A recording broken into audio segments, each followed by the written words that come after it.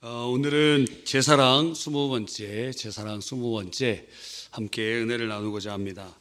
예수님의 삶은 사랑 그 자체이셨습니다. 그 사랑의 정점이 십자가로 나타나고 있죠. 지난주 말씀을 우리가 상고해 보면 예수님께서 십자가에 못 박히시기 전에 골고다 그 언덕에서 몰약탄 포도주를 받으셨어요. 그러나 먹지 않으시고 그 거부하심을 통하여 주님이 받으셔야 하는 고통에 직면하고 그리고 온전히 받으시기로 결단하셨습니다. 제3시에 우리나라 시간으로는 오전 9시경에 이제 못 박히시는 장면이 나타납니다. 예수님 못 박히시기 전에 몇 가지의 중요한 사건들이 이루어집니다. 첫 번째는 예수님의 옷이 벗겨집니다. 이 연구자들에 의하면은 사형수는 보통의 경우 발가벗겨지는데 수치를 주기 위해서입니다. 당시 로마 시대에는 이 명예라는 것이 굉장히 중요하고 최고의 가치라고 할 수 있어요. 그리고 벌거벗긴다는 거, 그거는 노예들이 일할 때나 뭐 그럴 수 있지, 이거는 아주 큰 수치요, 그렇다고 할 수 있는 것입니다. 뭐 유대인 그 예외 중에 예외는 이런 경우는 있긴 있었습니다. 완전히 발가벗기지 않고 신체 일부분이 유대인의 감수성에 문제가 될 경우에는 그 부분을 천으로 가리는 것이 허용되기도 했던 그런 기록도 있다고 합니다. 하여튼 어쨌든 간에 예수님의 옷은 벗겨지고 아주 불명예스럽고 수치스러움을 당하시게 되었다는 것입니다. 동시에 그 벗겨진 옷은 이 로마 군인들이 제비를 뽑아서 자기의 옷으로 가져갔다 그래요. 그래서 어떤 신학자는 이렇게 얘기합니다. 사형을 집행하는 병사들은 사형수가 소유한 잡다한 물건을 취할 권리가 있다. 그래서 그 군인들이 그것을 탈취하고 자기 것을 삼기 위해서 제비를 뽑았다 그럽니다. 이는 시편 22편 18절의 말씀을 성취하는 것으로 나중에 예수님의 제자들이 예수님의 그 삶을 반추해 보니까 이게 시편 22편 18절의 말씀을 예표하고 그것이 바로 예수님이 메시아 되심과 고통당하실 것임을 보여주는 것을 깨달았어요. 하나님께서는 그것을 성경에 기록하도록 해놓으신 것입니다. 그리고 나서 예수님께서 이제 나무에 못이 박히는데, 못이 박히려면 어떻게 돼야 되죠? 몸을 관통을 해야 됩니다. 관통되지 않는 못으로는 십자가에 박히지 않는다는 것이에요. 그래서 십자가 형태를 이제 완성한 후에 거기다가 이제 사람을 양팔을 뻗게 하고, 물론 로마 제국에서 십자가가 이런 식의 십자가만 있는 게 아닙니다. X자 십자가도 있고 여러 가지 방편의 십자가 모양이 있지만 그 예수님 당시에 예루살렘에서 집행된 그 십자가형은 아마도 우리가 알고 있는 그러한 십자가의 모습을 이제 완성하게 되는 것입니다. 보통 가로대를 메고 언덕까지 올라가고 그리고 세로대에다가 결합하여서 이제 그를 처형하게 되는 것이죠. 그래서 양쪽을 맨 끝을 밧줄로 묶거나 그리고 못으로 박거나 합니다. 여기다가 박을 수도 있고 여기다가 박을 수도 있습니다. 그래도 박거나 묶어 놓죠. 그리고 발폭에서 발에다도 못을 박는데, 자, 한번 생각해 보십시오. 오늘 제가 몸무게를 재보니까 제 몸무게가 몇 킬로일까요?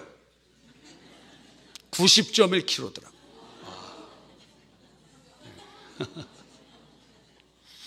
네. 저희 아내랑 딸 몸무게 합치면은 제 몸무게 정도 나옵니다. 이야,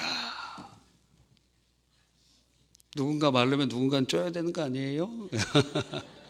그래서 다이어트를 좀 해야 되는데, 그 90kg가 제가 만약에 십자가에 손과 발에만은 못 박혔으면 어떻게 될까요? 이 손이 그냥 찢어져 버릴 겁니다. 다리도 그냥 다 견디지 못하죠. 그래서 여기다가 아마 그 당시에 그 연구자들이 보니까 오랫동안 살려놓기 위해서 의도적으로 밑에다가, 발 밑에다가 약간 다리를 걸칠 수 있는 나무 조각 같은 거를 이렇게 그걸 못 박아 놓는데요. 그럼 다리가 이렇게 닿잖아요. 어느 정도는 닿는데 완전히 편할 정도는 아닌. 그래서 고통을 보통 한 4일 정도까지 느낄 수 있도록, 그래서 사람들에게 본보기로 보여주는 겁니다. 봐라, 제국에 거역하면 이렇게 비참하게 된다, 봐라. 그런데 그게 비참한 이유 중에 하나는 새들이나 동물들이 와서 막 뜯어먹어요. 까마귀도 와서 살아있는데 막 눈을 파먹습니다. 살아있는데 그렇게 막 달려드는 거예요.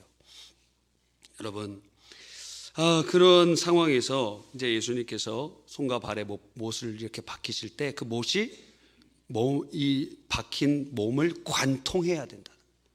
굉장히 중요한 메시지를 우리에게 주죠.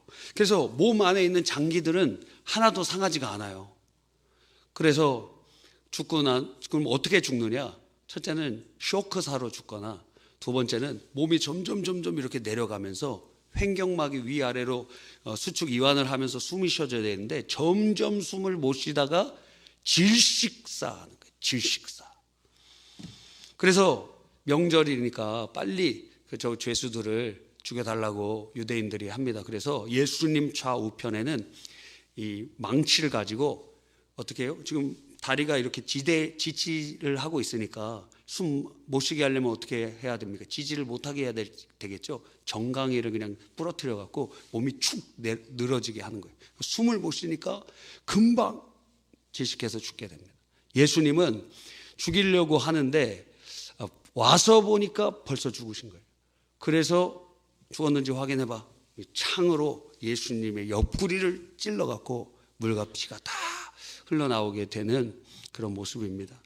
하여튼 그러한 과정 중에 주님께서 이렇게 못을 박히시는 장면, 얼마나 아프셨을까요? 그런데 이것이 사랑이라는 거예요. 여러분, 그래서 사랑이라는 것을 오늘 두 가지를 우리의 삶에 적용해 보려고 그러는 것입니다. 첫째, 사랑은 수치를 받는 것입니다. 사랑이 무엇이냐? 수치받는 것입니다. 그 사람을 위해서, 사랑하는 사람을 위해서 수치받는 것이에요. 옷 벗겨짐을 당하는 수치. 주님께서는 이 수치를 통해서 우리의 수치를 대신 가져가시는 것입니다. 그래서 우리들은 주님 보시기에는 피투성이 같고 발짓하는 존재들이었지만 이제 그 수치를 예수님이 가져가셔서 우리들은 주님 안에서 존귀함을 여기게 받는 거예요. 주님으로 옷을 입히셔서. 로마서에 보니까 로마서 13장 14절에 오직 주 예수 그리스도로 옷을 입으라 그랬어요. 예수님으로 옷을 입으니 하나님 앞에 우리는 의인으로 드러나고 하나님 앞에 아바 아버지라고 부를 수 있는 존재로 바꿔주시는 대신으로서의 수치가 있어요. 동시에 이 옷을 벗겨지고 벌거벗겨진 이 수치들은 당시에 소외받고 그리고 노예들 그리고 멸시받는 사람들을 그와의 예수님의 일치하는 소외받는 자들과의 동일시를 보여주는 동일시. 그러니까 이 수치는 두 가지인데 하나는 우리의 것을 짊어지시는 대신으로의 수치고 또 하나는 동일시로의 수치예요. 이 동일시로서의 수치는 우리가 잘 알고 있죠. 예를 들어 사람마다 각각 이 가치가 다릅니다. 어떤 사람에게는 돈이 큰 가치고 어떤 사람에게는 권력이 큰 가치예요. 그래서 스탈린이 사람 많이 죽였다 그래요. 한 1000만 명 이상 죽였는데 이 독재자들은 사람 많이 죽이게 됩니다. 그래서 저도 만약에 옛날에 왕으로 태어났다면 예수님 안 믿고 그랬다면 상당히 많이 죽였을 사람이라고 느껴져요. 눈 하나 깜짝 안 하고. 네. 그랬을 거라고 생각이 들어져요. 그런데 주님께서 은혜 주셔서 하나님께서 마침내 그 사랑을 주시고 성장시키시는 줄 믿습니다. 그래서 저도 우리 교회 기도 제목에다가 목사님을 위한 기도 제목 중에 성도를 자기 몸같이 사랑하고 그 기록해 놨어요. 왜? 사랑이 부족하기 때문에 주님의 사랑으로 공급해 주셔서 정말 진심으로 사랑할 수 있도록 그렇게 마음을 간구하는 것입니다. 근데 스탈린이 죽었을 때 그 사람이 이제 정적들이 많이 있을 것 아닙니까? 다 숙청했지만 의심이 드는 거예요.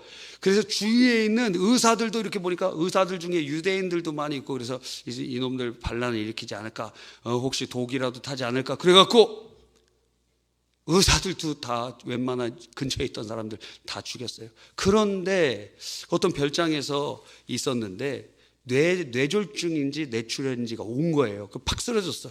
그러면 의사가 바로 조치를 취해야 되는데 이미 처단해버렸기 때문에 없는 거예요.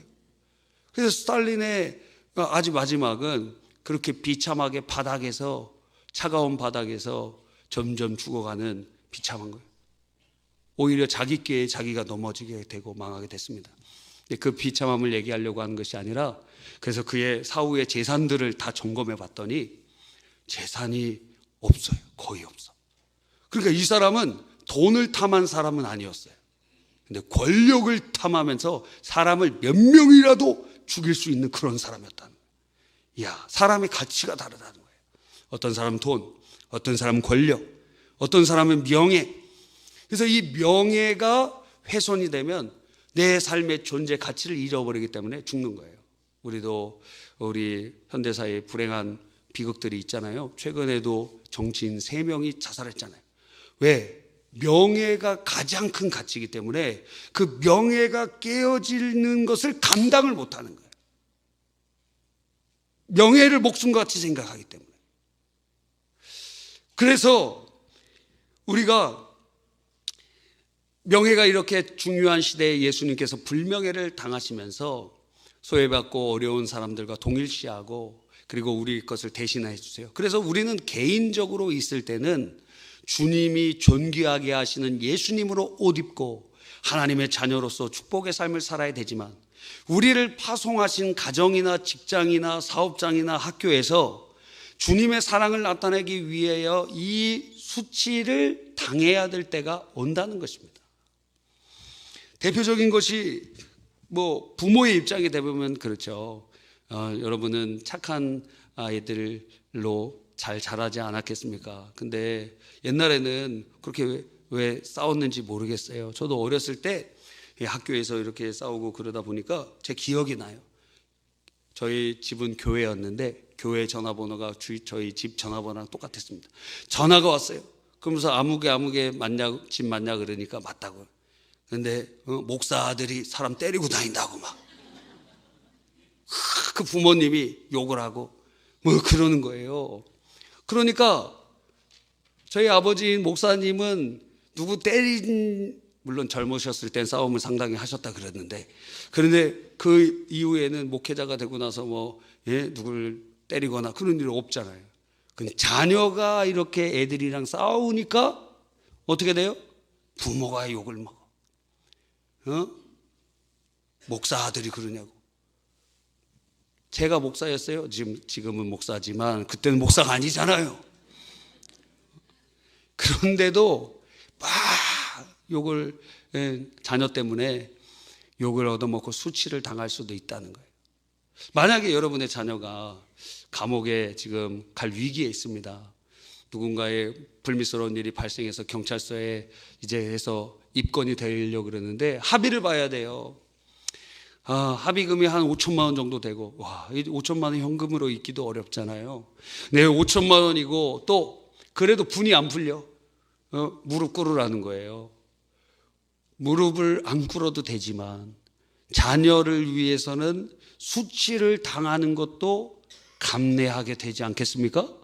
저라도 만약에 그런 일이 없기를 바라지만 혹시라도 그런 일이 있다면 무릎 꿇겠지. 절도 할 수 있어요.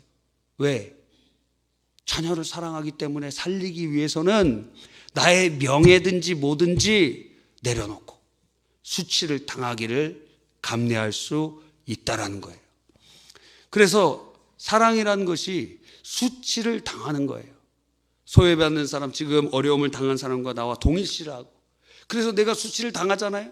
그러면 그곳에 사랑의 꽃이 싹이 튀어지기 시작하고, 천국에서는 주님께서 우리를 존귀한 자로 주의 축복 가운데 이끌어 주시는 것입니다.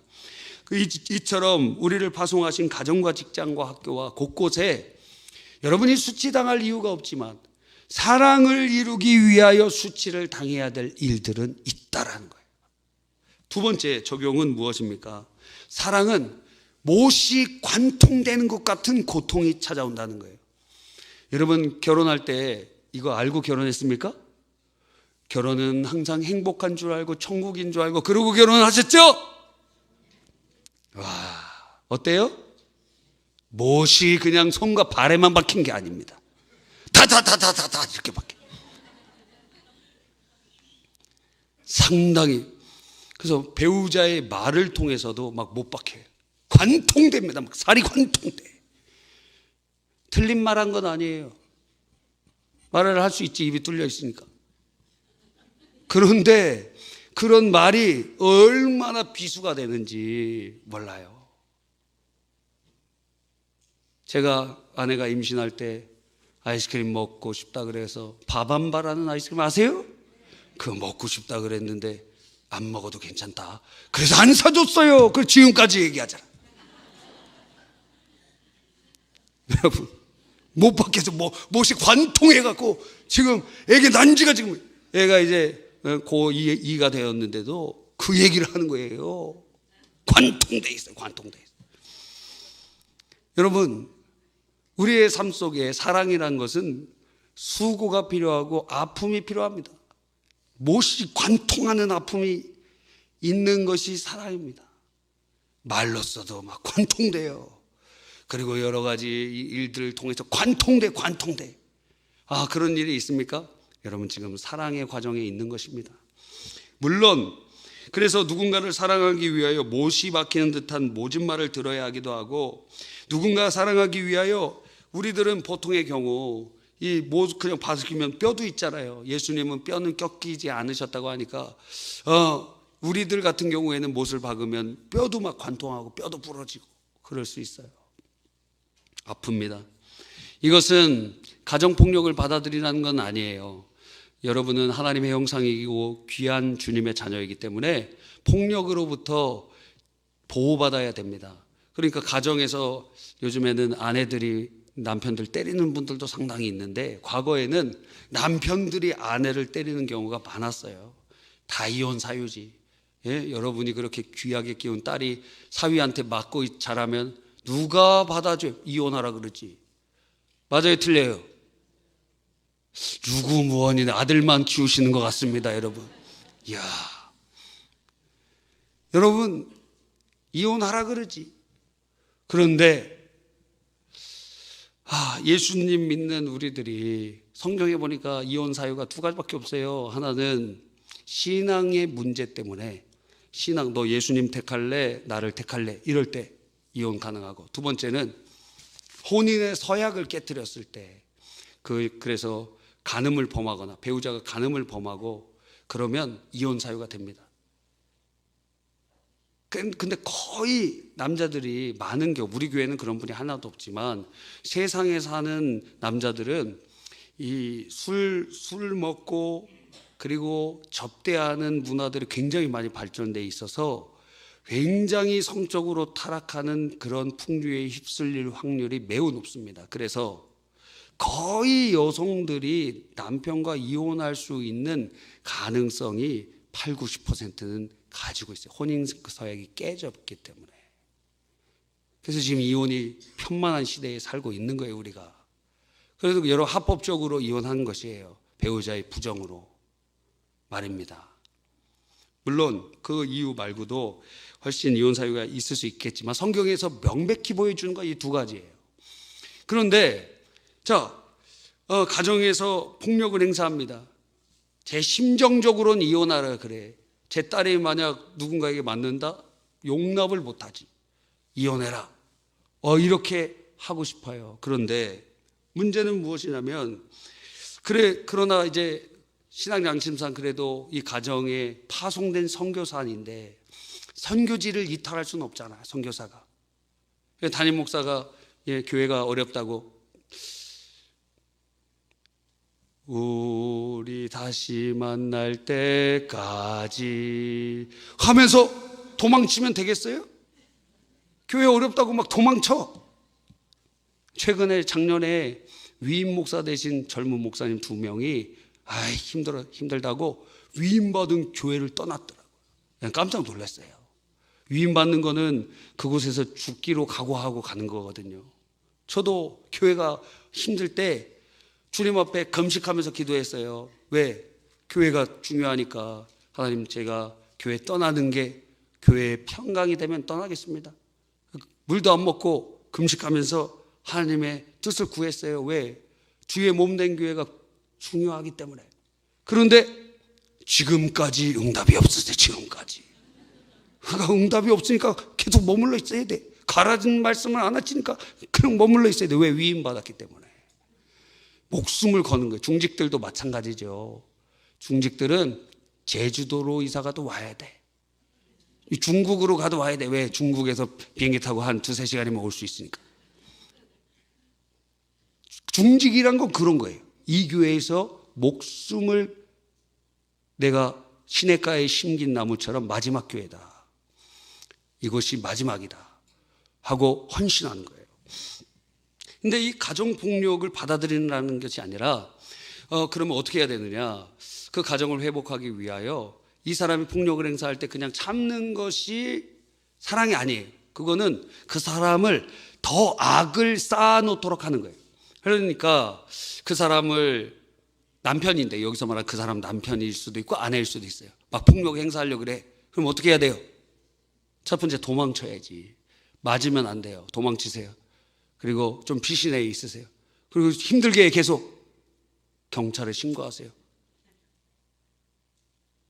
부부지만 경찰에 신고해도 괜찮아요. 왜? 그 사람의 폭력을 행사하지 못하도록 하기 위해서. 그 사람이 행사하면은 죄를 짓잖아.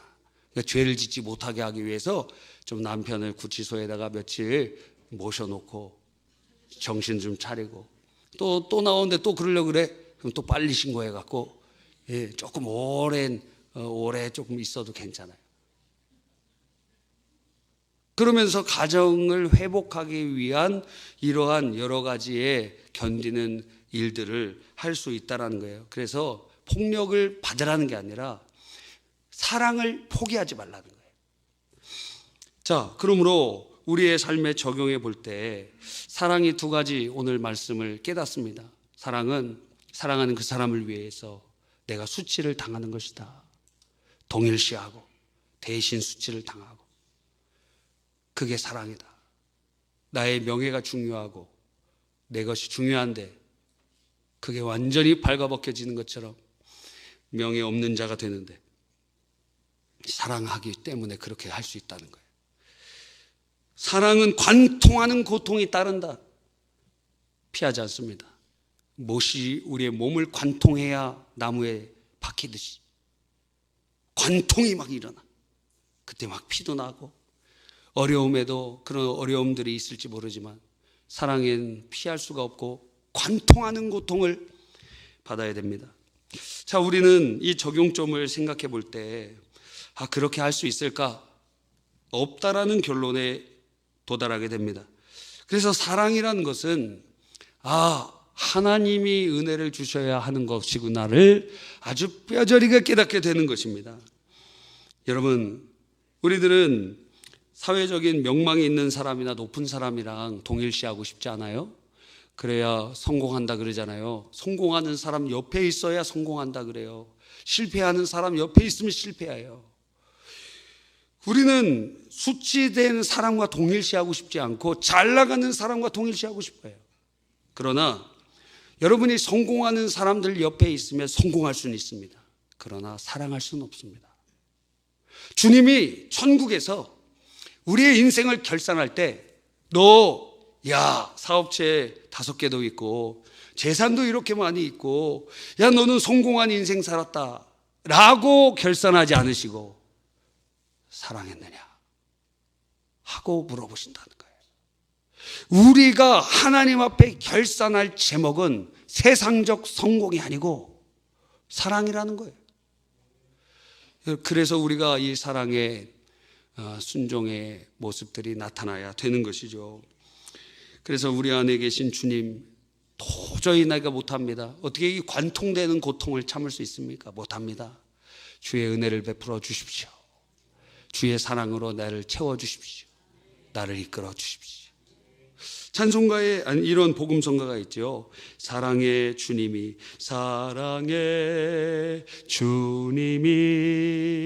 날 사랑하시네. 내 모습 이대로 받으셨네.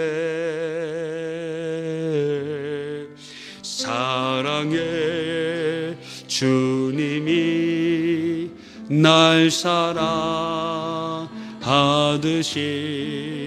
나도 널 사랑하며 섬기리. 우리 이 시간 이 찬양에 맞춰서 기도할 때 하나님 사랑이 너무 어렵습니다. 수치 당하고 싶지 않고 관통되는 아픔 당하고 싶지 않습니다.